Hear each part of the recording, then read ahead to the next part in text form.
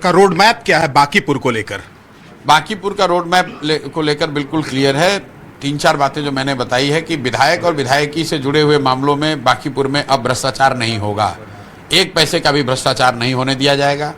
दूसरी बात, विधायक के तौर पर, जनप्रतिनिधि के तौर पर मेरे आचार विचार व्यवहार से बांकीपुर के लोगों को शर्मिंदगी नहीं होगी।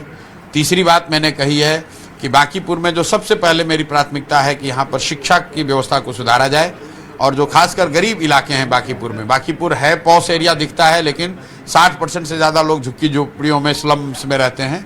तो मैंने उनको ये वादा किया है कि साल भर के अंदर अगर उनके इलाके के सरकारी विद्यालयों में गुणात्मक सुधार नहीं होगा तो उनके बच्चों को अंग्रेजी स्कूल में, प्राइवेट स्कूल में पढ़ाने की जिम्मेवारी हमारी होगी। ये बात मैंने वादा किया है और इसको करके दिखाएंगे।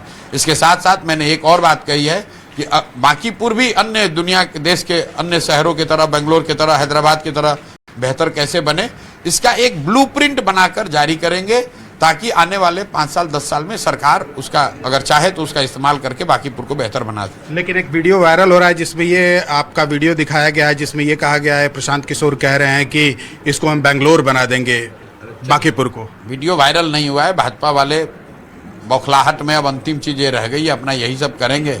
बैठकर चिंतन करनी चाहिए। दूसरे को पन्ना प्रमुख, पेज प्रमुख, शक्ति केंद्र का पाठ पढ़ाने वाले लोग, इनके गलियों में कोई नहीं था।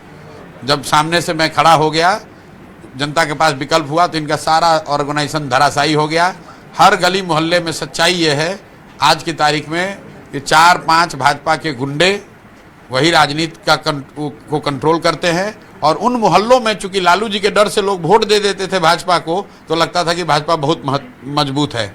सच्चाई ये है कि जो इनका भी राजद की तरह इनके भी हर मोहल्ले में 4-5 गुंडे हैं, जो कि भाजपा के विधायक के बिहाफ में वहाँ पर गुंडाई करते थे, बदमाशी करते थे, और इसीलिए जनता ने उनको ठोक कर वोट दिया है और ये कुछ नहीं कर पाए। चुनाव के दौरान भी अगर इनकी गुंडाई नहीं होती, पुलिस प्रशासन का साथ नहीं होता, तो भाजपा 15,000 वोट और ज़्यादा पोल होता और उस सारे वोट में भी हारते, बुरी तरीके से हारते। आपने चुनाव प्रचार के दौरान भी कहा था कि ये जो इलेक्शन है, बाई इलेक्शन, ये रेफरेंडम होगा आगे के चुनाव का। इसको किस तरह से देखा जाए? बिल्कुल रेफरेंडम है। सम्राट चौधरी मुख्यमंत्री बने हैं, बिहार में भाजपा का पहली बार मुख्यमंत्री बना, और भाजपा के राष्ट्रीय अध्यक्ष के सीट पर, उस सीट पर जहां 30 वर्ष से भाजपा हारी नहीं है, वहां पर चुनाव हो रहा है। और वो चुनाव अगर भाजपा इतनी बुरी तरीके से हार जाए, सिर्फ चुनाव ना हारा है, हर बूथ हार जाए, तो निश्चित तौर पे ये रेफरेंडम है। ये दिखाता है कि जो सम्राट चौधरी का चेहरा है, जो उनकी नीतियां हैं, जो जिस तरह से सरकार चल रही है, उससे जनता कितनी खुश है। विपक्ष का चेहरा बनेंगे प्रशांत किशोर? हम बिहार के हर उस आदमी का चेहरा हैं जिसके साथ सरकार या व्यवस्था अन्याय कर रही है।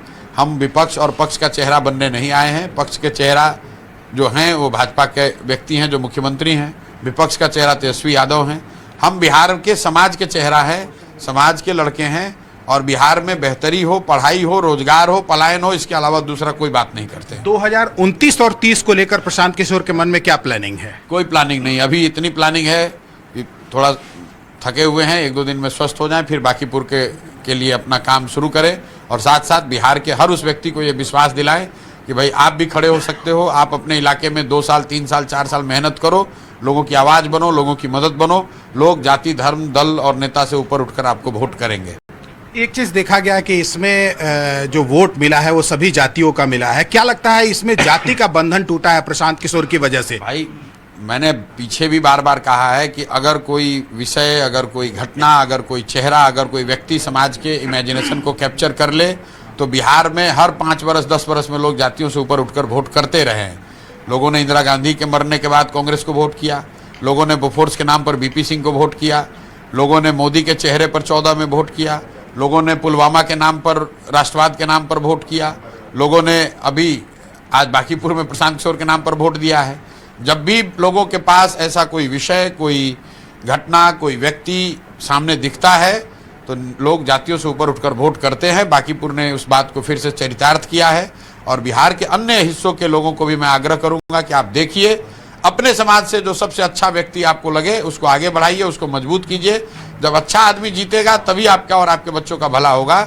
जो आदमी गलत है वो गलत है, चाहे वो हरा गमछा पहन कर आए या भगवा गमछा पहन कर आए, पीला गमछा पहन कर आए या नीला गमछा ओढ़ कर आए। आदमी जो गलत है वो गलत ही है। बिहार को सुधरना है तो अच्छे आदमी को जीतना होगा। अच्छे लोग जीतेंगे किसी दल से जीते, किसी विचारधारा के हों, उससे सुधार होगा। आप दो लोगों पर हमेशा सवाल बिहार में खड़ा करते रहे, एक तरफ सम्राट चौधरी, दूसरी तरफ तेजस्वी यादव।